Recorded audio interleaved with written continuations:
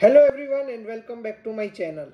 आज हम एक ऐसी कंपनी का एनालिसिस करेंगे जिसने पॉलीमर पाइपिंग इंडस्ट्री में एक रिवॉल्यूशन क्रिएट किया है और वो एक्सपांड कर रहा है पेंट्स और एडहेसिव्स इंडस्ट्री में। तो जी हाँ, मैं बात कर रहा हूँ एस्ट्रल लिमिटेड की। ये एक multi bagger in the making है या ओवर वैल्यूड है करंट लेवल्स पे, ये हम एनालाइज करेंगे आज। तो आज हम इसका business model, financial performance, growth drivers और वैल्यूएशन समझेंगे। तो चलिए चलते हैं। तो ये कंपनी फॉर्म हुई थी 1998 में और ये CPVC पाइपिंग में है इंडिया में। ये ऑपरेट करती है pipes and fittings, adhesives, water tanks, paints, bathware and infrastructure products में। इसकी अगर मैं मैन्युफैक्चरिंग कैपेसिटी की बात करूं तो पाइप्स एंड वाटर टैंक्स में 3,34,000 metric tonne per annum, adhesives and sealants में 1,42,000 MTPA, पेंट्स में बात करूं तो 36,000 MTPA। अगर मैं इसके डिस्ट्रीब्यूशन नेटवर्क की बात करूं तो अभी इनके पास अप्रॉक्स 2,29,000 डीलर्स है और 3,300 के आसपास डिस्ट्रीब्यूटर्स है ऑल ओवर इंडिया।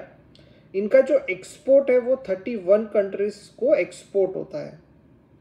तो एस्ट्रल ने एक स्ट्रॉन्ग ब्रांड बिल्ड की है प्रीमियम प्रोडक्ट्स ऑफर करके, लेकिन इसका फाइनेंशियल परफॉर्मेंस ये जस्टिफाई करता है कि नहीं, ये अब हम समझते हैं।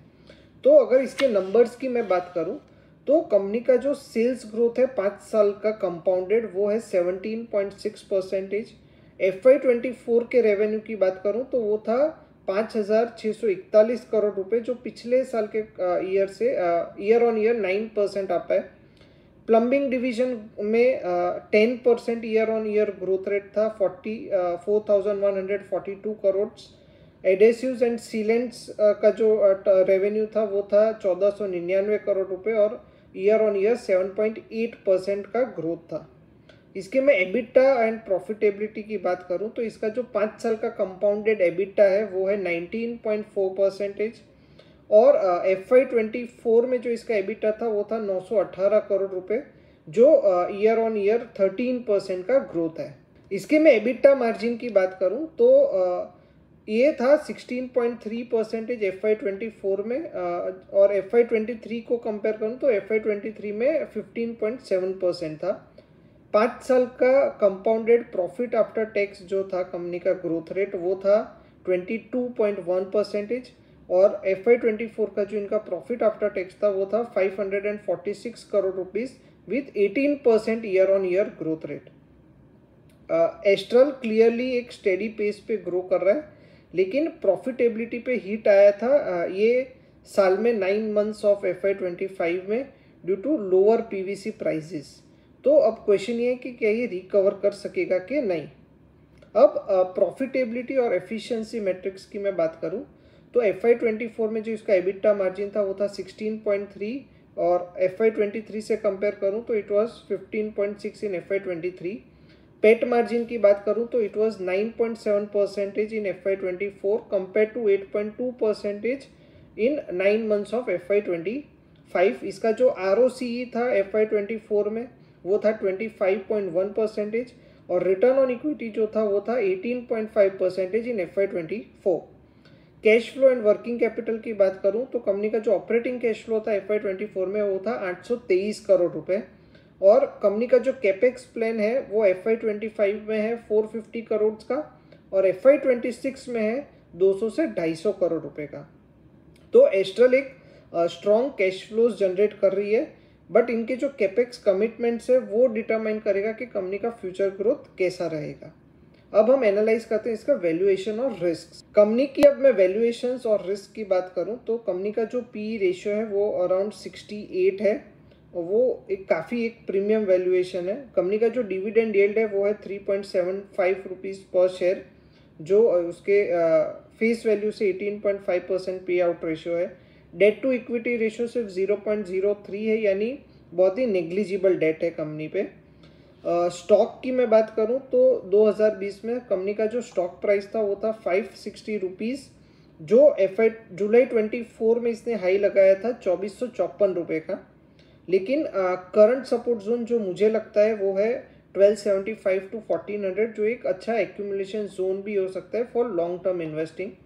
ये एक एडवाइस नहीं है फाइनेंशियल। आपको अगर कोई भी बाई या सेल करना है तो आप अपने फाइनेंशियल एडवाइजर से प्लीज़ पूछ के कीजिएगा। मैं भले सेबी रजिस्टर्ड रिसर्च एनालिस्ट हूँ, पर ये कोई बाई या सेल एडवाइस नहीं है। अब एस्ट्रल एक हाई वैल्यूएशन पे ट्रेड कर रहा है, बट इसका जो मार्केट डोमिनेंस है और फ्यूचर ग्रोथ पोटेंशियल है, उस वजह से भी ये शायद एक हाई लेवल पे, हाई पी पे ट्रेड कर रहा है अभी।